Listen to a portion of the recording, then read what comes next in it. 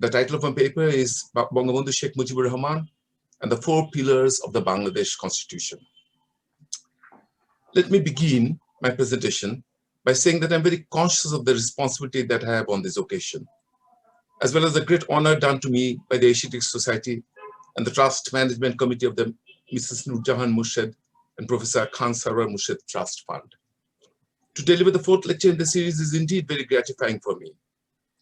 I'm very aware that the speakers who preceded me, Dr. Kamal Hussain, Professor Rahman Soban, and Professor Anisuzzaman, are outstanding examples of public intellectuals as well as patriots, who, like Professor Murshid, have contributed immensely to enriching our lives, and whose excellence I can only strive to approximate.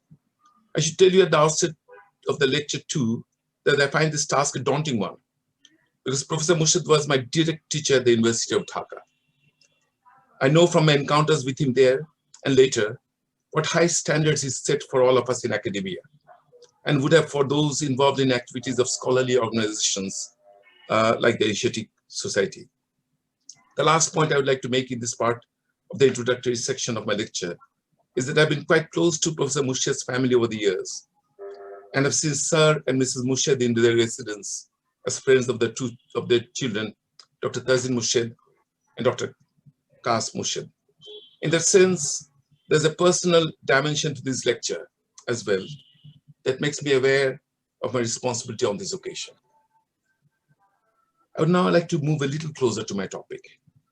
As the title of my lecture may have already suggested to you, I intend to make use of this occasion and my own experience in translating into English the books Bangabandhu wrote when in prison to talk to you about a topic that I believe is very appropriate for this month, as well as apt for the persons in whose names the lecture series has been initiated.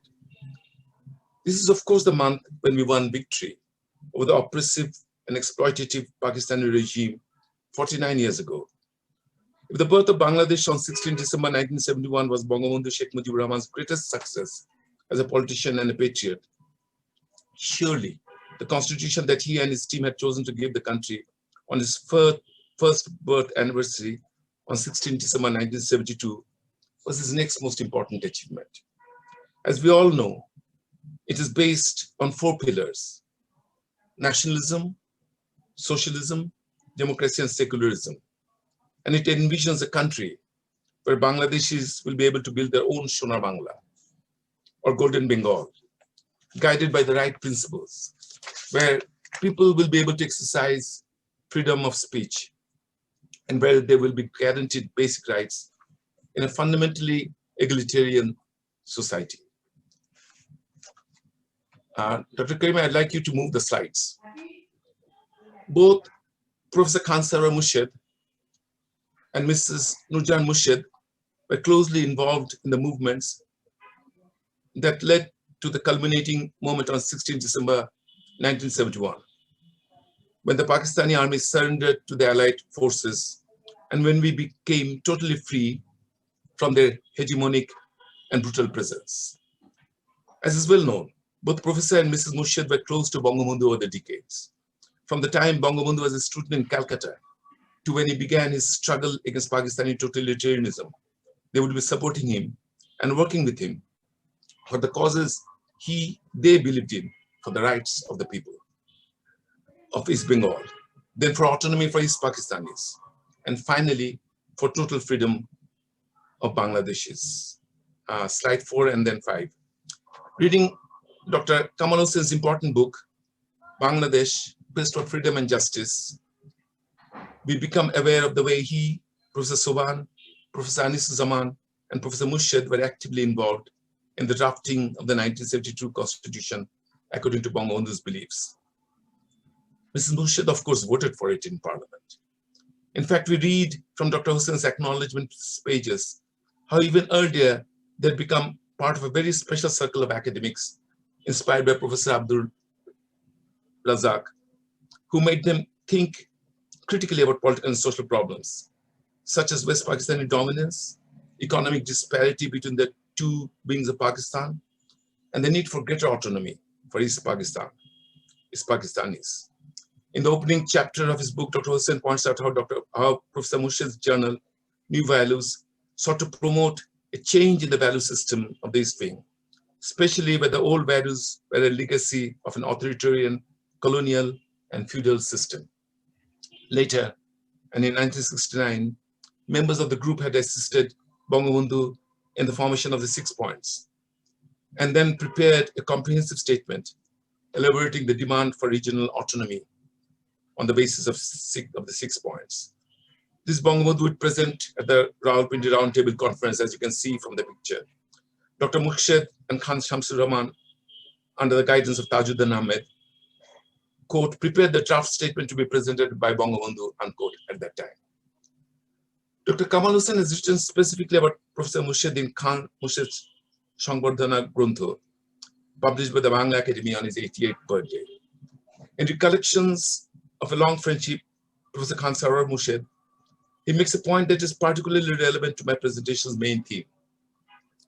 He notes that he and other members of the Constitution Drafting Committee had, quote, the benefits of his views on the draft constitution and on important national policy issues, such as framing of the education policy and of a university charter, which would recognize and guarantee academic freedom, unquote. Dr. Hussain notes too that Dr. Murshid continued, quote, to be a voice of conscience, to speak out on social and political issues, which were the core of the liberation movement and embodied in our constitution, unquote. Relevant to the theme of my presentation is also Professor Rahman Subhan's A Tribute to Khan Sarwar Murshid, A Man of Values, in the Bangla Academy Felicitation Volume. Professor Sobhan notes in it that immediately after the Awami League won the election to the National Assembly of Pakistan with an overwhelming majority, Bangabandhu invited a group of intellectuals to think about drafting a new constitution. He included in the group Professor Murshid, for even though, quote, he did not have much of a background in economics or constitutional issues, Bangabandhu trusted his political judgment, unquote. In other words, in the making of the Bangladeshi Constitution of 1972, along with my preceding speakers in this memorial lecture series, Dr. Kamal Hussain, Professor Rahman Subhan, and Professor Anisuzzaman, Dr. Murshid had a noteworthy part to play. Advisors to Bangabandhu and with him throughout the 1960s until he was assassinated in 1975, Mrs. and Dr. Murshid contributed directly and indirectly to the framing of a constitution that embodied values Bangabandhu treasured after a lifetime of struggle, and that he had arrived at through continuous intellectual development, namely nationalism, socialism, democracy, and secularism. And it is to Bangabandhu and his evolving ideas about the principles enshrined in our constitution that I will now turn to in the main part of my paper. The purpose of my paper then is to show that the country Bangabandhu had envisioned does, and the constitution that would come with it, were the result not only of years of struggle and sacrifice, but also of his evolving ideas about national identity and goals to be set for the nation, his notions about freedom and human rights, and his belief in the kind of democracy and economic and social system that would suit his country best. To that end, I will trace his intellectual development from the period he became active in politics in undivided Bengal, to the time he and intellectuals inspired and guided by him came up with a blueprint for democracy and governance that would ultimately bear fruit in the framing of Bangladesh's constitution. In what follows, I will draw almost entirely on his 3 posthumously published books in my English translations: The Unfinished Memoirs, which was published in 2012, Prison Diaries, which was published in 2018, and the book which is tentatively titled New China, 1952, the translation is going to come out in a month or two, let's say a couple of months. I will begin, however, with a brief section on what I consider to be his most deeply held beliefs that led him to the 4 pillars that are the bedrocks of the Constitution, and then discuss his separate sections, his developing ideas about the kind of nation that would suit his people the best, based on nationalism, socialism, democracy, and secularism. Before I go to the 4 pillars in turn, let me talk about Bangabandhu's vision and expectations.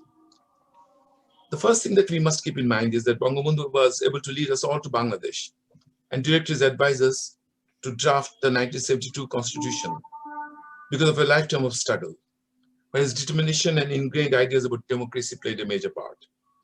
This involved his dislike of tyrannical governments, feudal mindsets, and oligarchic dispositions, reflecting rhetorically on the dismal showing of the Pakistani Muslim League in a by-election held in East Pakistan in 1949, which early in his political career the young Mujib had worked for enthusiastically, and which had spearheaded the Indian Muslim goal of creating Pakistan in 1947.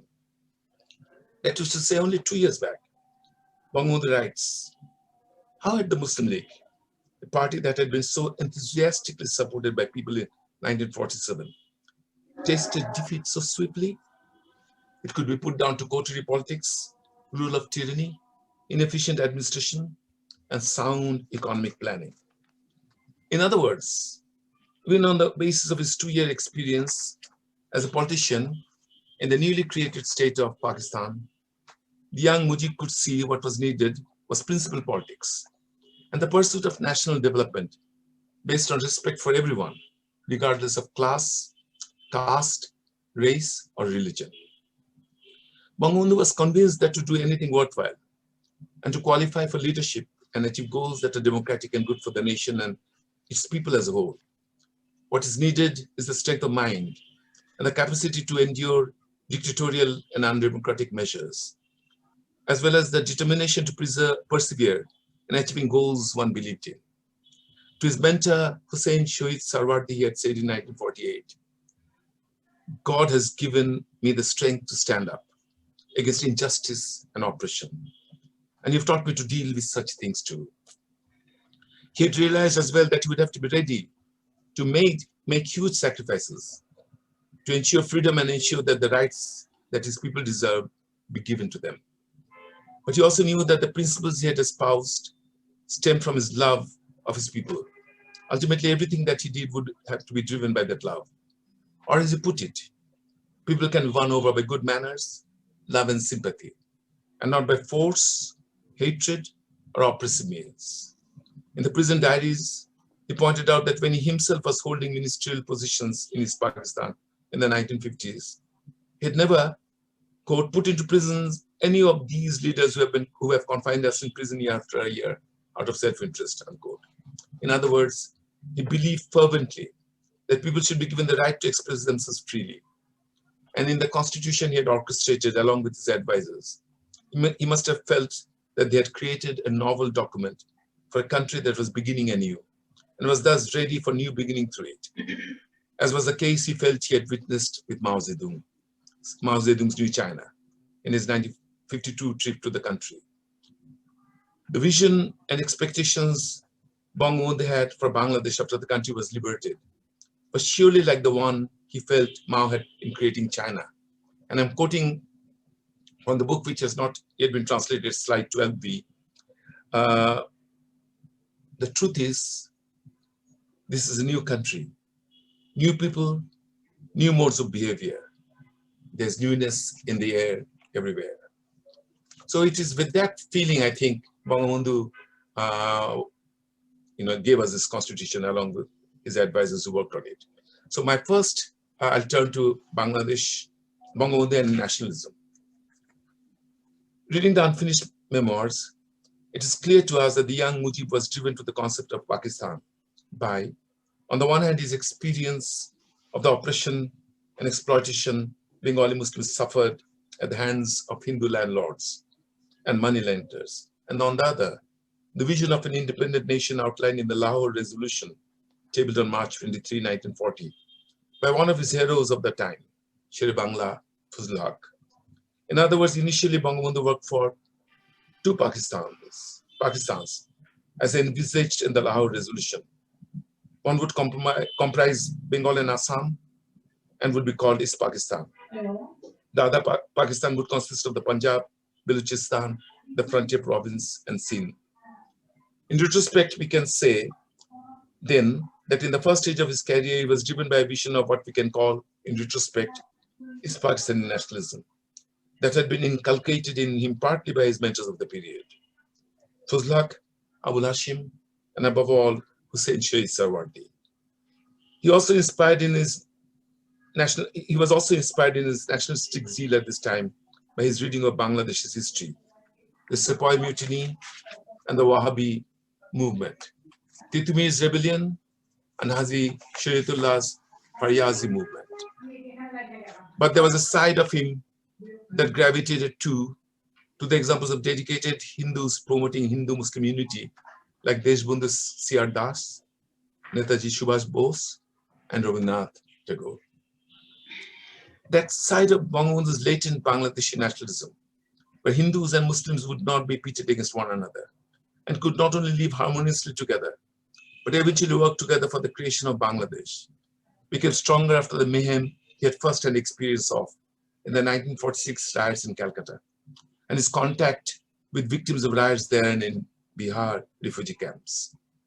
Once again, Bangabandhu's political guru played a key part in the evolution of his political consciousness through his speeches and talks in Faridpur and Khulna. In Faridpur, Bangabandhu writes, Sarwar addressed meetings that stopped many Hindus from leaving the country and also reduced the flow of Muslim refugees from West Bengal and Bihar.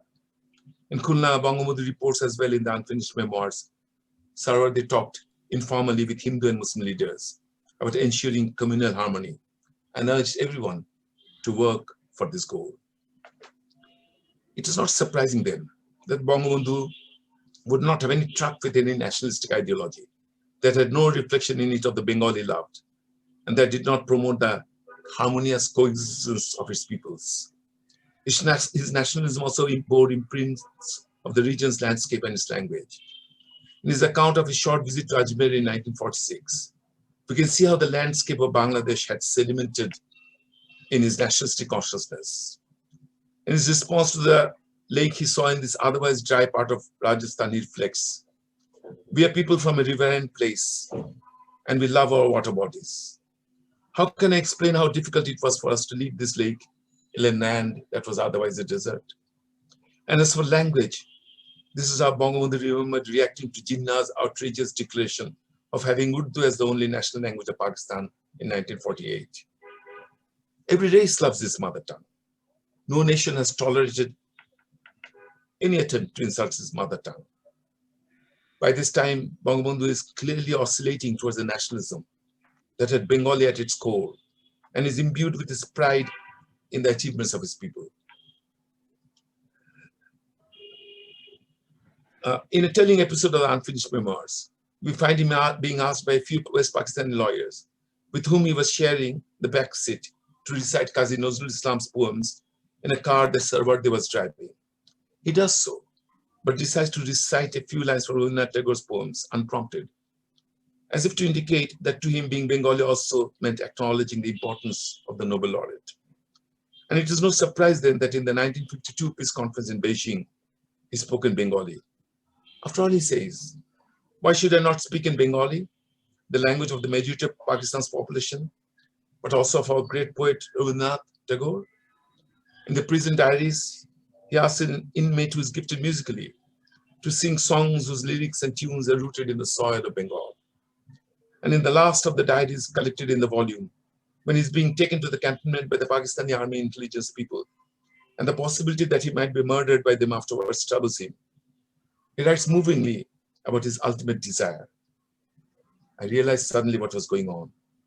I saluted the land of Bengal and said to it, 'I love you. I hope, Mother, that my body will find a little space in your soil after I die.'" Soon after, he wrote this entry in his prison book, Bangabandhu had been freed, for the Pakistani rulers had given in to the demand of Bengalis to release their leader. He would then embark on an extensive campaign in the general elections. Yahya Khan and his men were forced to hold in 1970. Writing about the way Bangabandhu had by this time become the embodiment of Bangladeshi nationalism to his people, Professor Rahman Soban, one of his close advisors of the period, written in an entry in the magazine Forum on November 7, 1970, in this book from Two Economists. The fact is that he has become a symbol in his own lifetime. He has come to personify Bengali nationalism, just as Nasser personified Arab nationalism, or the Qaed, Muslim nationalism. After 23 years of oppression and neglect, people in search of deliverance turn on one man and focus their accumulated hopes on his person. Bengali nationalism is now the vehicle of hopes and ambitions. I would say that through his own emotionally nuanced articulation of his ideas on nationalism recorded throughout his prison notebooks and articulated in his campaign speeches, Bangabandhu had convey the ideas and values rooted in his love of the country, its people, landscape, and culture that would ultimately find expression in the Bangladeshi constitution. I'll now turn to Bangabandhu and socialism. As noted above, one reason why the youthful Mujib turned to Muslim League politics while still in his teens in Faridpur was because of his opposition to Hindu money lenders and landlords of the region and their oppressive and exploitative tactics. But it did not take long for the young man to come to the realization, even in the early years of Pakistani history, that the Muslim League too was going to be essentially anti-people in its politics, since it was intrinsically geared to serve the interests of landlords, moneyed men, and Nawabs and Khan Bahadurs. Indeed, even before Pakistan was created, Bangabandhu records in an episode of the Unfinished Memoirs a night journey to Rangpur, at the end of which he is met by an arrogant and uncaring Khan Bahadur, who all but ignores the presence of the young man who had traveled such a distance to convey a message to the feudal landlord. Putting the meanness shown by the Khan Bahadur on this occasion in perspective, Bangabandhu says meanness. Bangabandhu also comments on how as soon as Pakistan was created, these opportunist Khan Bahadurs and Bengali and British title holders grabbed power. Of course, he meant the Muslim League, in the Muslim League. When on the eve of the birth of Pakistan, Sarwar was at one point thinking of appeasing these moneyed and landed men for the sake of the Muslim League, his young and plucky disciple tells his guru, "You have no right to agree to a compromise. We do not want to compromise with the feudal Khajas."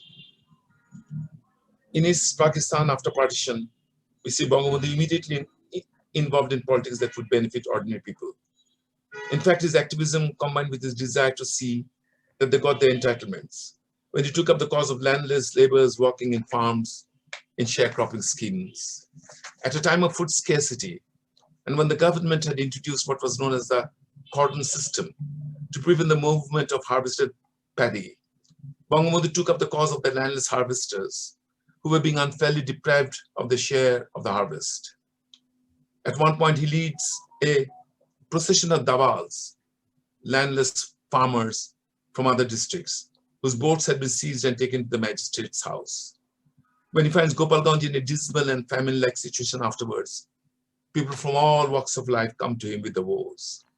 A few months later, he's once again the activist, agitating for working people treated unfairly, as when he joins a movement launched by lower-class employees of the university, fed up at being hired or fired according to the whims of their employees.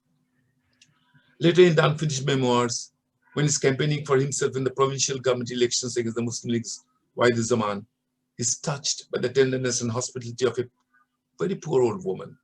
He comes across so much so, quote, "On that day I promised myself, I do nothing to betray my people," unquote. Someone so close to his people and concerned about their welfare, was of course also imbued with ideals that are basic to socialism. In the concluding pages of his account of his visit to China in the Unfinished Memoirs, we see him asserting his political position unequivocally. And I will now quote at length what is in this context a key passage. I myself am no communist. If you can find the right slide, this is important. We'll move to socialism, Professor Karim.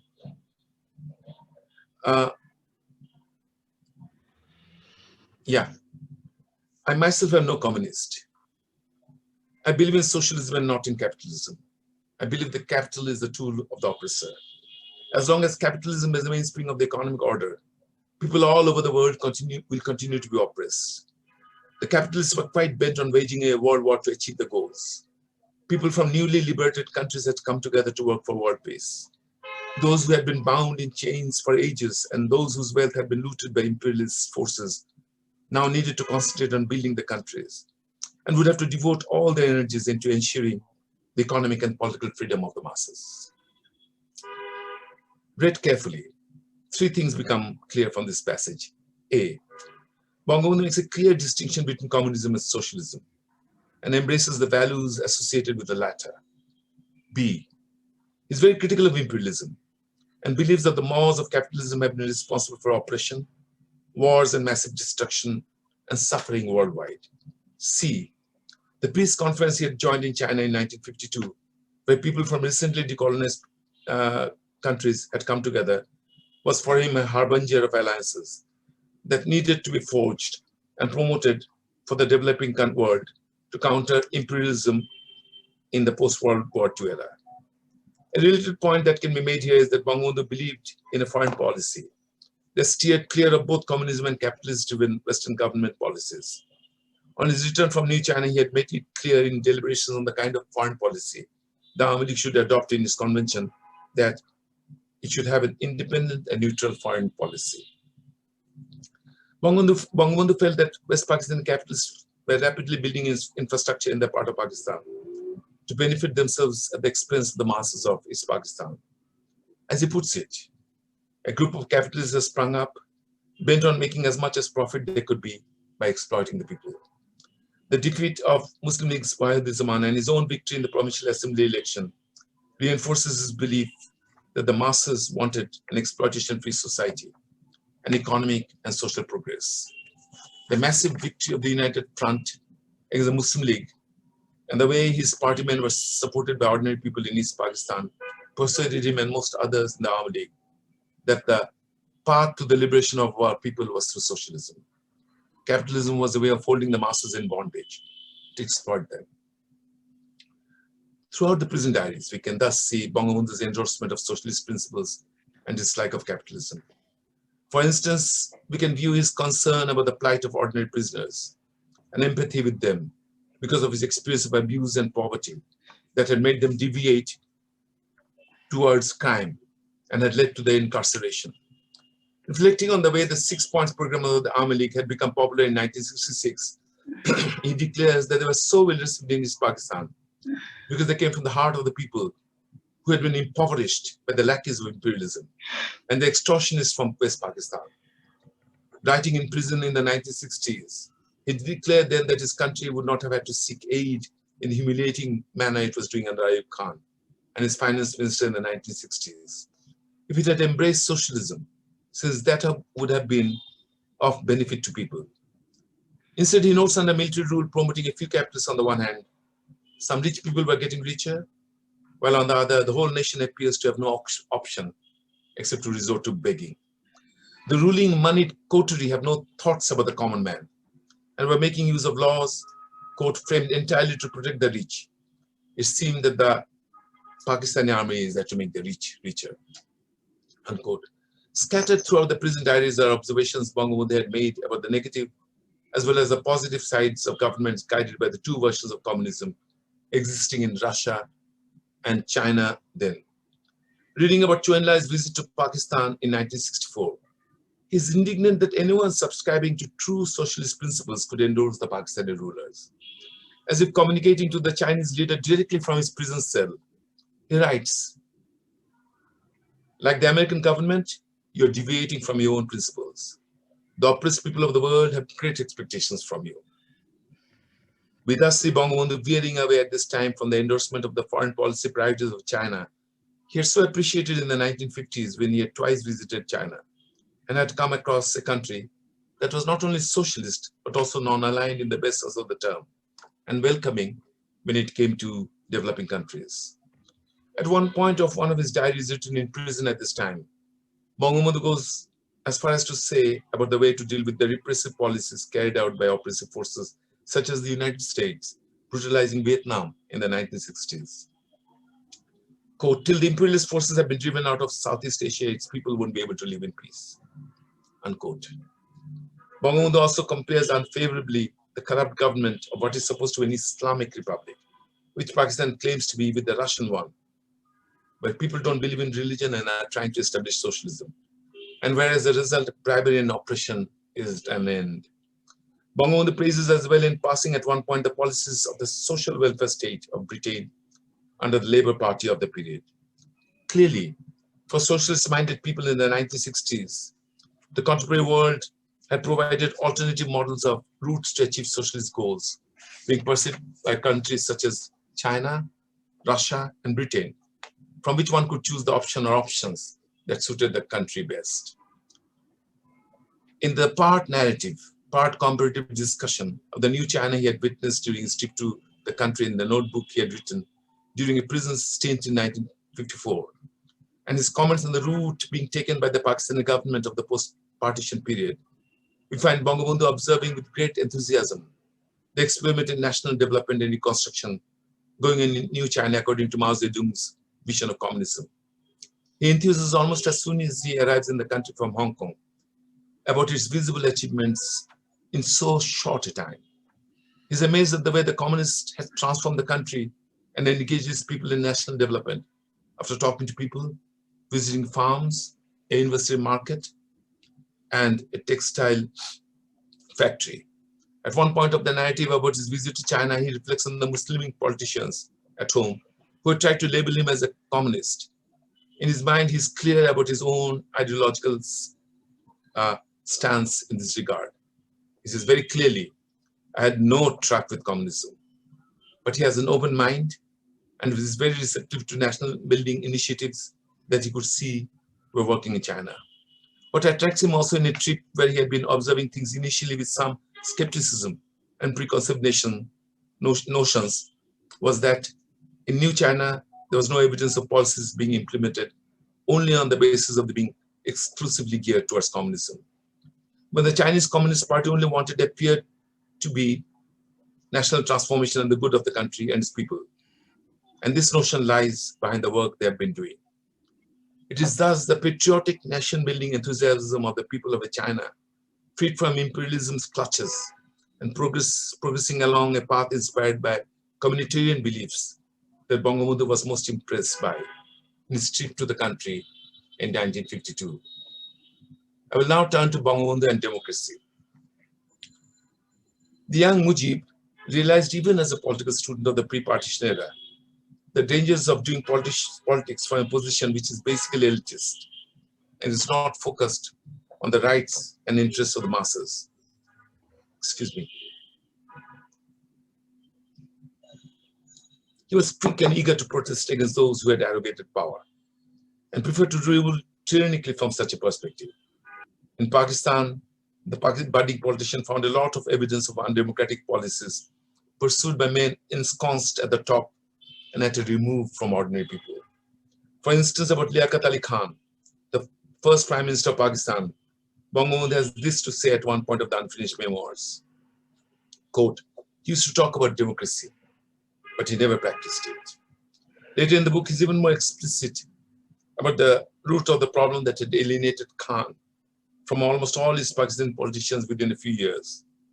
The fact is, he doesn't like the idea of an opposition at all. He couldn't stand the idea that anyone would dare criticize his government's policies. Khan was, in other words, undemocratic in every sense of the word. He would silence those who wanted to speak out and would not allow any other party to operate freely. To quote Bangabandhu once again, and I think this is a very important quote, he wanted to be prime minister not of a people but of a party. He had forgotten that a country could not be equated with any one political party. A fervent believer in parliamentary democracy at this stage of his career, he declares, a democratic state can have many political parties. This is only natural if one goes by the law. To Khaza Nazimuddin, who became Prime Minister of Pakistan after Liaquat Ali Khan was assassinated on 16 December 1951, he has this to say, the Awami League is in the opposition. It should be given the opportunity to act unhindered. After all, a democracy cannot function without an opposition. In the Unfinished Memoirs, there are also other clear indications about what Bangabandhu was thinking regarding how democracy should be functioning ideally at this stage of his career. They could not, for instance, be established without political parties. A constitution, too, had to be framed immediately after the birth of a country. He felt that the example of India's speedy adoption of his constitution and holding of elections immediately afterwards should be emulated by other countries, and not the Pakistani one, where there continued to be much dilly-dallying on this issue. As for individual political parties, none of them should be allowed to operate without a manifesto or a declaration of its principles. All citizens, he sure, should have equal rights. No one, he felt, should be imprisoned without a trial. Written in the 1960s, at a time when Bangabandhu had to serve extended and repeated jail terms in prison, even as mass agitation against Pakistani oppression and exploitation in East Pakistan was going on outside. The prison diaries records many other examples of his views about the principles and functioning of democracy. He is thus bitter about the denial of the rights to protest and the censorship of news in Pakistan at that time. The right to dissent and express oneself fully, he sees as basic to the functioning of a democracy. Bangabandhu finds the way the freedom of press has been snatched away in the country as nothing less than shameful. Instead of repressive tactics adopted by Pakistan, he believes that a movement for democracy can only be tackled through democratic rules. There's no doubt that underlying politics and government policies, there should be kindness and compassion. He felt that it was lack of these policies that was resulting in so many untried juvenile offenders in prison that he was meeting them. Ayub Khan's dictatorial regime employs to be in power, he believes firmly, would not work. He has no doubt about the outcome of the struggle going on in East Pakistan and the attempt to stifle democracy there. If Pakistani rulers try to suppress East Pakistan's demand for self-rule, he says, the outcome will be fatal for the Pakistani nation. In the New China book as well, Bangabandhu's democratic inclinations are clear. He finds, for example, a very compelling reason why the communists of Burma, the country had visited briefly en route to China, had failed in their bid to take over power. He compares the Burmese ideologues with the communists of the country he was writing about such length and with such great enthusiasm, based on his visit to a few years ago. The secret of the success of the Communist Party in China he had been witnessing in his national building initiative is due, Bangabandhu believes, to the support it has been receiving from the Chinese populace. Or as he says in this context, no country can succeed without the support of the people. The communists of Burma don't have a lot of popular support. When in talking to ordinary people in his visit to China, as when he's with a Chinese shopkeeper, Bangabandhu tries to probe into the cause of the success of the government's program. The man tells him at some length the cause of their approval of the party. Our party has no intention of stifling anyone's speech by adopting any kind of legislation. We're not ready to adopt any imported ideology. At the same time, we don't want to slight anyone's ideology. We believe in freedom of speech. Even the Chinese army, that seem to him to be taking such an active part in national reconstruction, is told, is truly a people's army. Real development has been initiated by it. In sum, although the Chinese party came to power by defeating Chiang Kai-shek's Nationalist Party, it appeared to have become, to Bangabandhu, widely acceptable to the Chinese, since it had become a government for the people. The Chinese Communist Party, guided by Mao, had liberated China from centuries of oppressive rule by first demanding and then restoring the rights of ordinary people. As Rahman Sabon has noted, it was Bangabandhu who articulated the concept of democratic accession, which coalesced with the notion of a separate identity for the Bengalis that became central to the movement he had led, until Bangladesh became a nation based on democratic principles. End of the quote from Professor Afsoban. And now I turn to the last pillar and Bangabandhu. Bangabandhu and secularism. This paper begins by noting how the young Mujib had been suspicious of Hindu moneylenders and landlords. The Unfinished Memoirs records how his first jail term resulted from a scuffle he'd got into against local influential Hindus led by the Hindu Mahasabha leader Shuren Banerjee at a time of communal tension in Gopalganj. In fact, at one point of his life, the young Mujib believed with his heart and soul that Muslims would be wiped out in an undivided India. But we also noted how he was wary of Muslim landlords and moneyed men, the communal riots of Kolkata and Bihar, and we can now add the ones in Noakhali, had made him move towards a vision of religious tolerance and the belief that the real problems in communal existence were caused by greedy and exploitative men and were not to be attributed to any religion. As we also saw, his mentor Sarwar's exhortation to the young Mujib, who moved to Dhaka after partition to see to it that the East Bengal Hindus were not made to leave East Pakistan, also played a part in making Bangabandhu adopt a tolerant and secular outlook. Bangabandhu thus embraced a secular outlook quite early in his political career. Soon after, he had settled down in Dhaka after partition, and a conference had begun where ideas about the formation of a cultural organization called the Democratic Youth League were being mooted. The young politician quote, declared that its only objective would be to promote communal harmony, unquote, that there would be no riots that would lead to the exodus of Hindus from the country. I'm sorry, that's unquote. The riots that had marked the partition of India had convinced him that the most pressing need of our time was communal harmony. In the Unfinished Memoirs, Bangabandhu writes about how in 1949, when he had joined Maulana Bhashina and others in the deliberation on the formation of the East Pakistani Awami League, he initially saw no further reason to create a political organization tied to communal ideas and had opined for a non-communal party based on a sound manifesto. Ultimately, however, he gave in to the wishes of the majority at that time and joined the party. In New Delhi, after few years after partition, and on his way back to Dhaka after a meeting with Sarwar in West Pakistan, Bangabandhu thinks about the marginalization of the Muslims in India, who had left their mark on the city as rulers of the country at one point of the subcontinent's history. His thought then led him to think about the Hindu bigots who were responsible for the assassination of Mahatma Gandhi and the intolerance as far as people from another religious community was concerned. But he also realizes in this Delhi trip that in the wake of the Mahatma's martyrdom, brought on by his determination to safeguard the lives of Muslims, his followers had begun to react against the forces of communalism and had started to make friendly gestures to Muslims. Which is to say, with the example of the Mahatma and the lessons to be learned by all positive-minded politicians from him and his death at the hands of a bigot, the urgings of men like Sarwar and his own experience of the horrors of communal riots and the tragic impact on the lives of innocent Hindus as well as Muslims, Bangabandhu was moving steadily towards a total acceptance of secularist principles. No one of the East Pakistani Awami League would drop Muslim and become simply the Awami League in 1955, inspired to a great extent by Bangabandhu in this direction. A key episode in Bangabandhu's total acceptance of secularism as a foundational idea for the country and its people occurred towards the end of a long jail term. He was forced to serve in jail in 1951.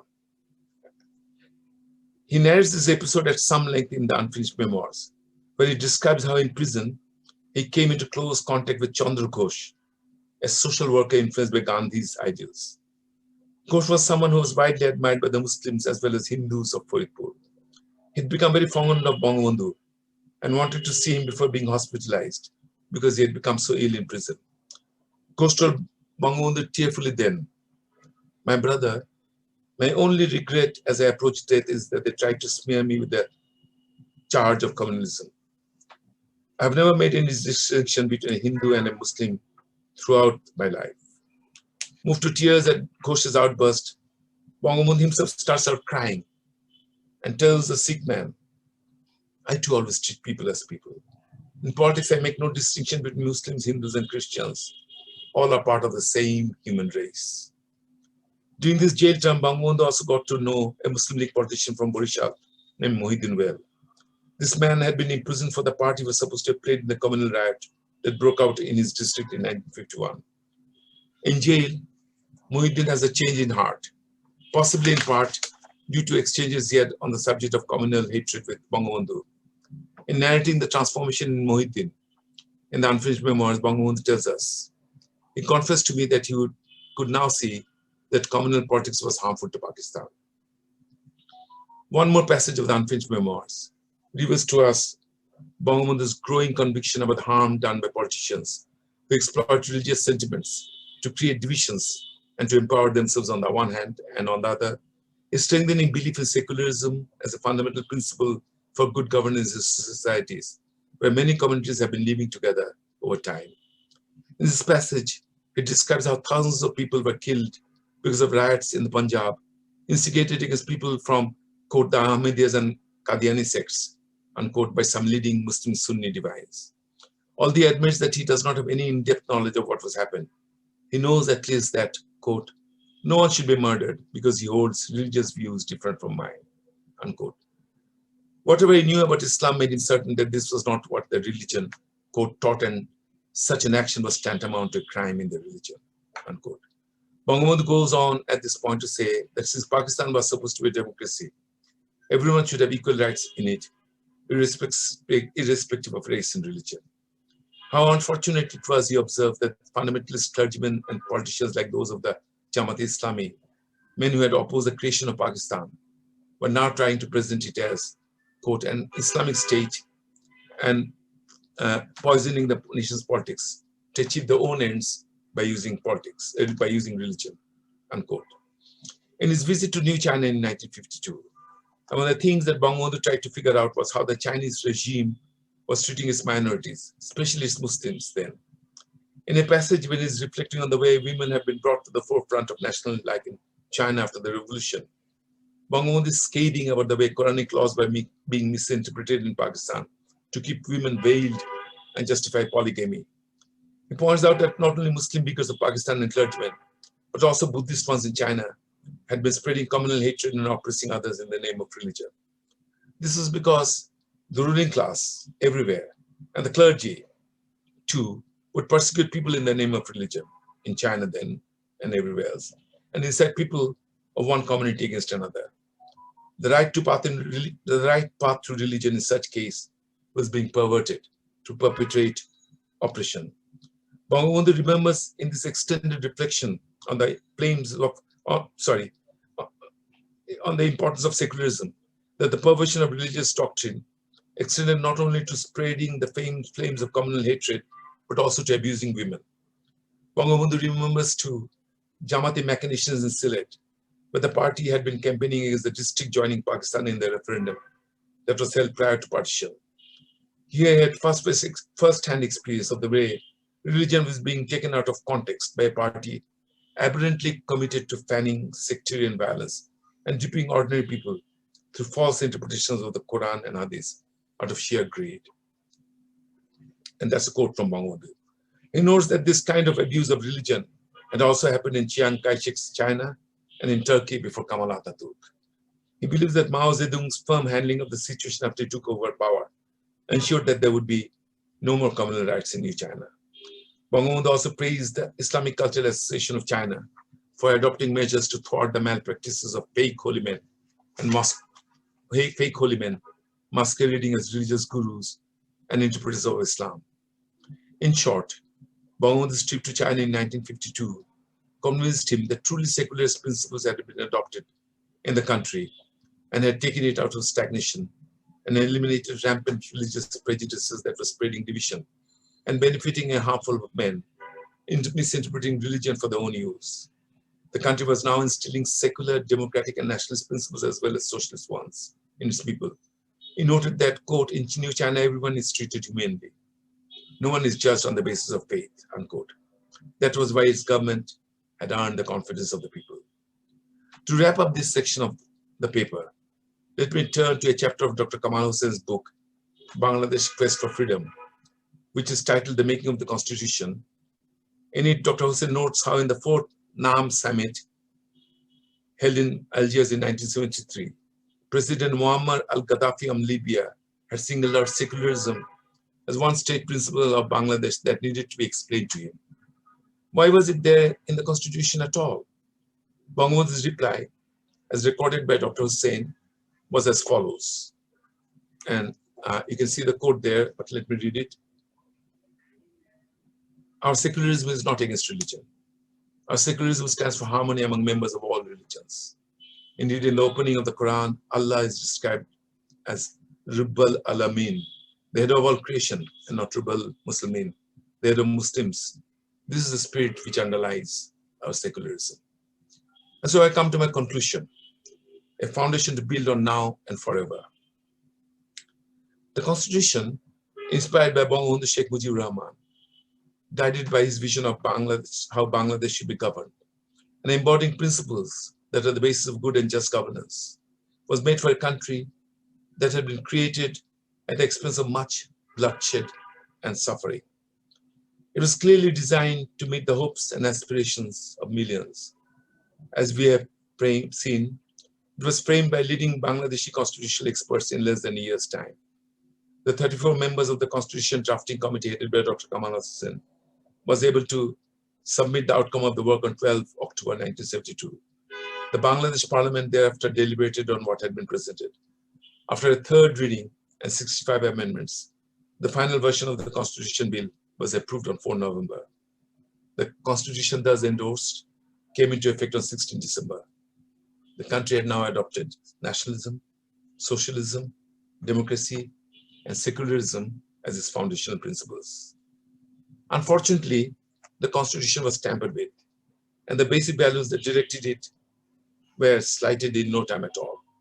The Army League itself was behind 3 amendments made in the next 3 years, the most sweeping of which led to a one-party state and a presidential form of government. Apparently, Bangabandhu himself felt constrained to make such major changes. This was no doubt on the one hand because of the unsettled nature of the country and the problems it was mired in these years, and perhaps on the other, because of his growing conviction that a framework for a strong, centralized administration, one that would allow for ample devolution of power at the district level, would work best in trying times.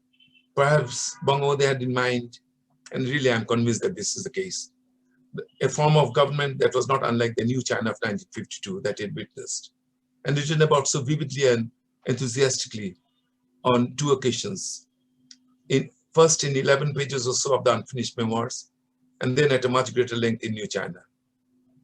Perhaps as well, his first-hand experience of the Chinese Communist Party under Mao Zedong's visionary leadership at that time had made him feel that the problems Mao and his colleagues had come across in 1949 were very much like the problems Bangladesh had been encountering in war-devastated and exhausted Bangladesh. Illicit forces within the country and outside it, he probably felt, were bent on undermining the administration then. Perhaps he felt also that the situation required drastic action of the kind the Chinese adopted by creating a one-party state, guided by a determined leadership, bent on reforming the country radically. After Bangabandhu was murdered on 15 August 1975, the Constitution was cast aside by successive brutal military governments. Socialism, secularism, and democracy were removed as foundational principles. The kind of nationalism Bangabandhu had not fought for in 1971 was made the new basis of the Constitution. A show was made of allowing multi-party democracy once again in 1979. But it was not till a pre-democratic movement ousted General Ershad in 1990 that military or quasi-military rule ended for at least a while, and parliamentary democracy was restored in the country.